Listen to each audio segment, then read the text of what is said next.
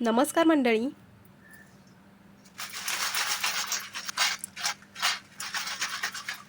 आला का आवाज? काय मग तुम्हाला पण अशा कुरकुरीत पाणीपुरीच्या पुऱ्या बनवायच्या आहेत ना? हो ना? चला मग दाखवते कशा करायच्या त्या. आणि ही रेसिपी बघितल्यावर तुम्ही पाणीपुरीच्या पुऱ्या आता घरीच बनवणार. 100% गॅरंटीने सांगते. चला मग आपल्या पाणीपुरीच्या रेसिपीला सुरुवात करूया. पाणीपुरीच्या पुऱ्या करण्यासाठी मी इथे एक पसरट भांडं घेतलेलं आहे.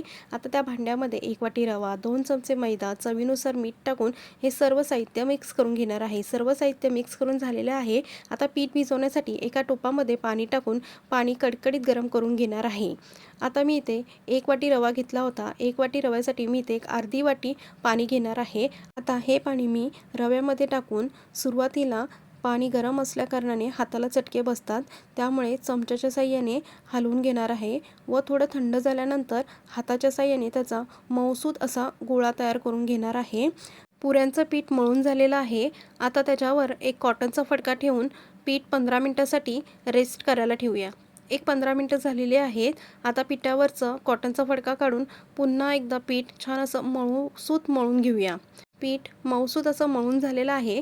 आता आपण पापडाला जशा लड्या करतो तशी लडी करून त्याचे छोटे छोटे तुकडे करून घेऊया व तुकडे करून झाल्यानंतर त्याला पेढ्याचा आकार देऊन घेऊया, म्हणजे पुऱ्या करायला ना सोपे पडते. आता सर्व गोळे माझे तयार करून झालेले आहेत. आता गोळे एकमेकाला चिटकू नये ना म्हणून त्याच्यावरती सुक्कं मैद्याचं पीठ टाकून लावून घेते. पीठ लावून झालेलं आहे. आता तयार केलेल्या गोळ्यांमधला एक गोळा घेऊन त्याच्या एकसारख्या पातळ अशा पुऱ्या लाटून घेते.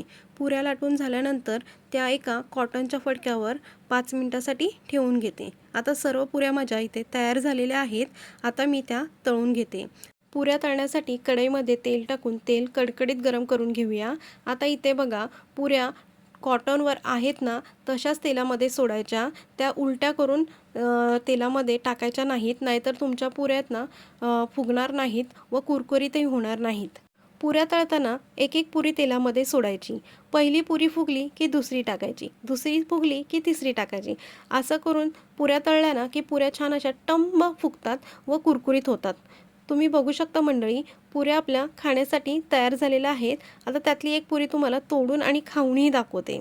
मंडळी, खरं सांगते, या पुऱ्या दुकानापेक्षा खूप टेस्टी झालेल्या आहेत. तुम्ही पण या नक्की ट्राय करून बघा. टेन्शन अजिबात घेऊ नका. पहिल्याच प्रयत्नात तुमच्या पुऱ्या 100% परफेक्टच होणार आहेत.